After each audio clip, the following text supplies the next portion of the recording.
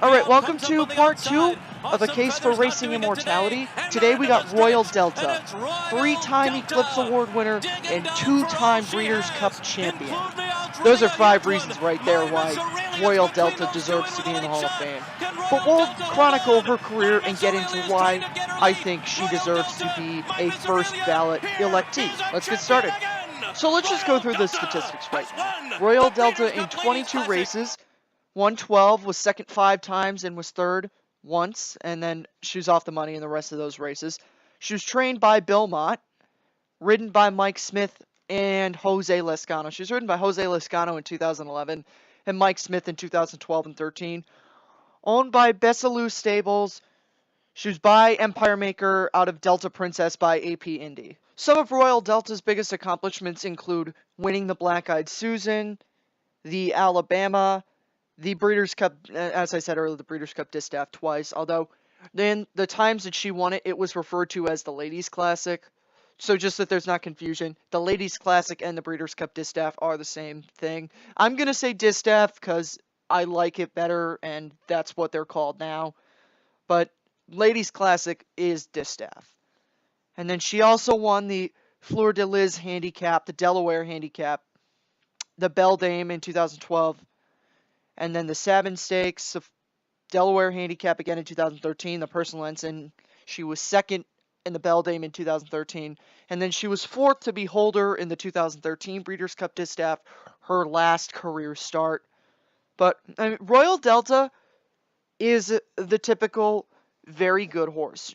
She didn't have a perfect record by no means. There was one race where she was 9th, the Suncoast at Tampa Bay Downs. But in a decade of great fillies and mares, Royal Delta is among those mares. She's one of the lesser of the great ones. She's up there with the Untappables and the Forever Unbridleds. They were very good horses, but they weren't as good as Zenyatta and Beholder and Songbird. But the decade of the 2010s has been the decade of great fillies and mares. And we have been treated to some great ones. Now, like I said with Rags to Riches, there's one thing that I look at Bayakoa and I say right away, Hall of Famer. And it's the fact that Royal Delta has won 2 Breeders' Cup Distaffs. Only 2 other horses, Bayakoa, who is a Hall of Famer, and Beholder, who will be a Hall of Famer when she's eligible in 2022. Yeah, 2022. But I want to clarify that being a repeat Breeders' Cup winner doesn't automatically make a horse a Hall of Famer. But the difference between what Bayakoa has done and what another horse that... this is just a particular example that I'm going to use. You can look at other horses, but I'm going to take Golden Sense. Golden Sense won the Breeders' Cup Dirt Mile in 2013 and 2014. But Golden Sense, especially in his 2014 season, he only won 2 races. And in his 3-year-old campaign, he, again, only won 4 races. And he was 17th in the Kentucky Derby and 5th of, I think, 8 horses in the Preakness. So Golden Sense is not, by any means, an all-time great horse. Now, let's give Golden Sense a little bit of credit. In his 18 career races, he was in the money 14 times. But that doesn't mean that Golden Sense is A, a Hall of Famer, or B, an all-time great horse. Like I said, I don't know if Golden Sense is going to be a Hall of Famer. I don't think he's going to be, at least not for a while. But it's not difficult in theory, for a horse to win 2 consecutive Breeders' Cup races. But the difference between him and Royal Delta is that Royal Delta won significant stakes races, whether it's the Belle Dame, or the Personal Ensign, or the Delaware Handicap, or the Fleur de Lis. There's just more to Royal Delta's resume than there is to Golden Sense's resume. Now, like I said earlier, she did enough to win the Eclipse Award for Champion 3-year-old filly and then later Champion Older filly 3 times. Now, her 3rd attempt at a Breeders' Cup win did not go as well as the other 2 did. She was 4th to Beholder.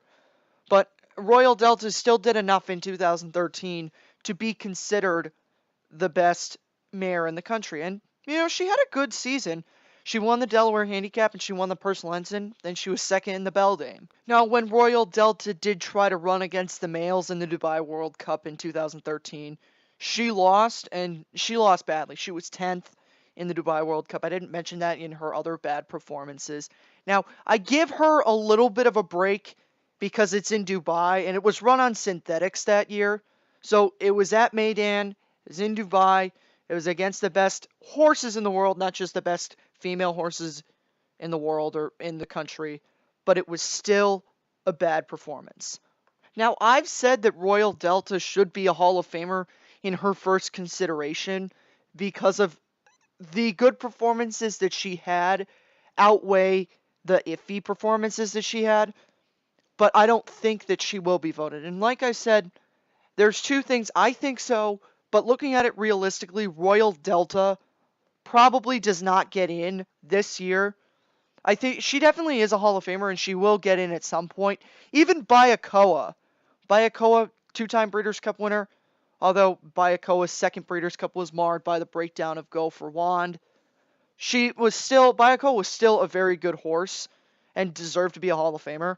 Bayakoa didn't get in on her first try either. She got in on her second try. So we'll see what happens with Royal Delta. I don't think she's going to get in, but I think she should. So if we look at what we've gotten so far, we got Songbird, Rags to Riches, and Royal Delta. We got two that I say should be in. Rags to Riches, I hope gets in. I think she will get in. Royal Delta, I also hope she gets in. Don't think she's getting in. But in my score, there's two we've done so far. I think they both are Hall of Famers and should be in. And Royal Delta and Rags to Riches will both at some point be Hall of Famers. All right, so that concludes part 2 of A Case for Racing Immortality. Next week, we'll take a look at Blind Luck, whose highlight victory was a victory in the 2010 Kentucky Oaks. See you then. Racing Rundown is a weekly horse racing podcast with new episodes every Tuesday. You can get our episodes on iTunes, Spotify, and YouTube. Subscribe to our YouTube channel to get more content in addition to the weekly episodes of the Racing Rundown podcast. Racing Rundown is also on Instagram and Twitter. Our Instagram account is Racing Rundown, and our Twitter account is Rundown Racing. Be sure to hit the notification bell so you don't miss our new episodes of A Case for Racing Immortality.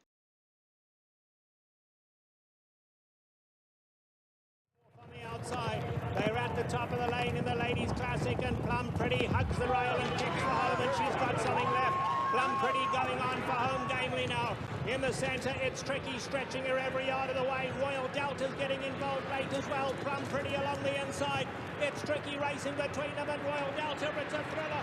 Royal Delta's going to score. Royal Delta strikes the front, and Royal Delta, perfectly handled, has taken the Ladies Classic. She's won the division for the year too.